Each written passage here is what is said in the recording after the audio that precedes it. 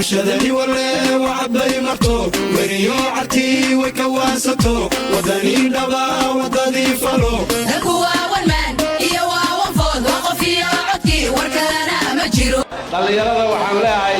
gacantiina go'aankiina ku jiraaya go'aankiina gaara hoggaankiina cusub doorta dadka idin matalaya doorta dhalinyaro doorta maanta waa codkaaga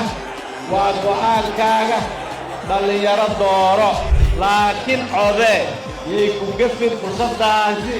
codee fursad kuma helin intii kaa horraysay adaa maanta ma helaya coday waa noo doorashada golaha deegaanka ee magaalada muqdisho oo noqon doona golihii deegaan ee muqdisho loo doorto qof